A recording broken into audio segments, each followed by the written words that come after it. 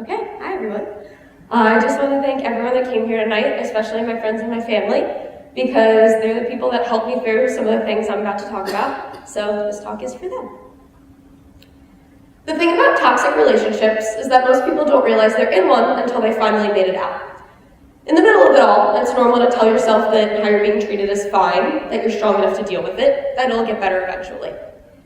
It's also easy to feel scared, alone, or worried that you'll never be happy again. Or at least, that's how I felt. Emotionally abusive relationships have obviously always existed, but are unfortunately more prominent than ever today. 1 in 3 teenagers in the United States will be a victim of physical, sexual, mental, or emotional abuse from a romantic partner while they are still in high school. This is a number that exceeds other types of abuse by a landslide. Talking about this isn't fun or easy. It's awkward, it's difficult, and it's brought back a lot of memories that I don't necessarily love having pop back into my head.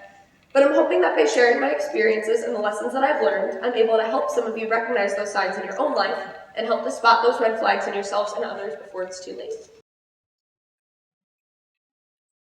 In the beginning, it seemed like everything was for us, didn't it? But all of a sudden, one day, everything changed. When I stayed with you, despite the constant begging of my friends and family, stay away from him, he's dangerous, he will jeopardize your future, he is going to hurt you, that was for you. When I was up until 3 in the morning pleading with you to stay with me, to forget what everyone said, to just focus on us, that was for you. And when you promised you would see me 3 days later but failed to follow through for the 5th time in 5 months, that was for you. When you met my family and told them I was special, only to fight with me on the phone hours later, who was that for? When you canceled countless plans for God knows what reason, who was that for? When you said you'd call and ignore, claiming that you fell asleep every single night, who was that for? When I got nothing for Valentine's Day, who was that for? Only you. It was all for you, wasn't it? Like your average teenage fling, my toxic relationship started out perfectly. Every day was filled with compliments, constant text messages, plans to hang out every weekend. I honestly couldn't have been happier. In relationships that become detrimental to one's well-being, the abuse, so to speak, often starts when problems start to arise between the two people. These issues could come in the form of opposition from family or friends, financial struggles, trouble at school or work, or they could even stem from one argument about something as small as we forgot to take out the garbage that night. For me, it was a mixture of a little bit of most of these things. The important part is recognizing when this transforms from one small mistake into a vicious cycle that can quickly begin to tear you apart.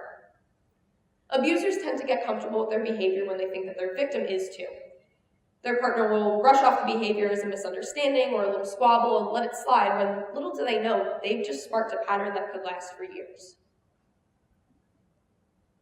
After I float into bed that night, my hands find themselves at my keyboard again, but not to write a poem or a speech this time. They spell out the words I was too scared to say to him.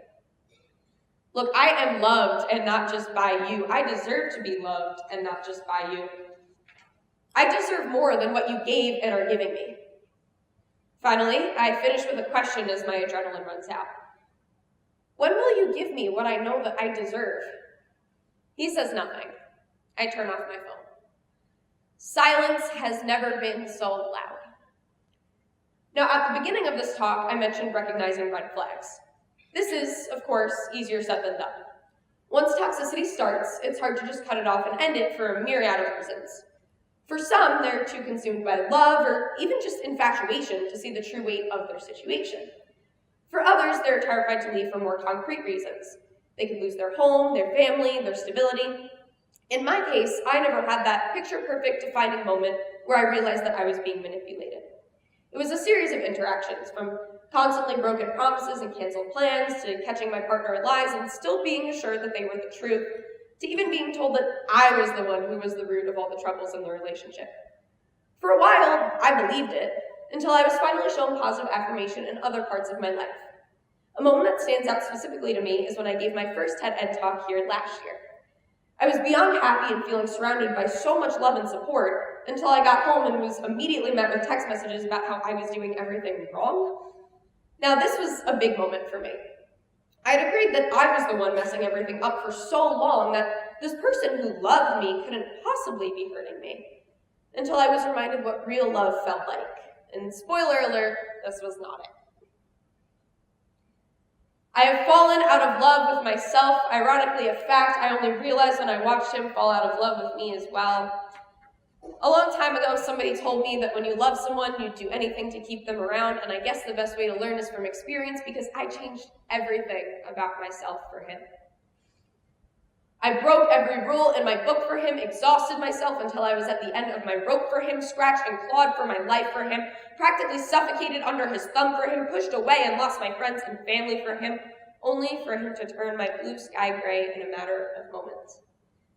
His lies created a prison around my heart and mind, refusing to let me out until I found the truth and used it to set myself free, and still, I feel trapped within his grasp. I did everything for him. I did nothing for me. And now I realize that every time over the past year and a half or so he told me, "You need to change," he was right, but not in the way that he or I or anyone thought he was. I do not need to change for him. I need to change for me. After the red flags get a little too comfortable swaying in the wind inside our brains, hopefully we recognize them. In the context of an emotionally abusive relationship, some of these warning signs may include feeling constant guilt with no reason why, receiving insulting remarks being passed off as jokes, seeing jealousy and suffocation masked as protection, or even abuse being followed by grand gestures and gifts. As soon as these signs are seen, it is important to get help. I'd love to tell you to skedaddle out of there the minute you feel as if you're being emotionally abused, but we all know it isn't that easy. Finding someone to confide in, whether it be a friend, parent, teacher, family member, or even a therapist or counselor, is essential to getting yourself out of this. I definitely couldn't have recovered as much as I have without a strong support system. It's all about surrounding yourself with positive forces who are committed to pulling you out of this dark place. Furthermore, a professional could definitely tell you more and give you more resources than I could in this short talk. I know I've spent all this time beating red flags and warning signs to death, but the key to reducing the number of toxic relationships in this world is truly just checking up on the people that you love. We can't know someone's story or struggles just by looking at that. If we did, things would be a lot different and easier. It's especially important to keep this in mind when it comes to relationships.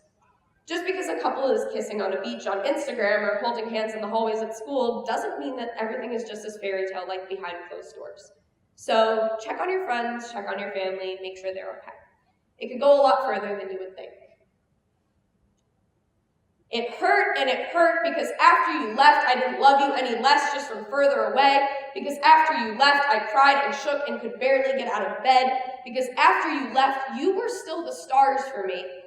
The stars just suddenly existed in another galaxy. But after the first few days, your lies wiped away, revealing a clean slate. A blank page about to be written on by a girl with no intention of doing anything for you ever again. And when I continue on growing without you, that will all be for me. From now on, it will all be for me. Thank you so much.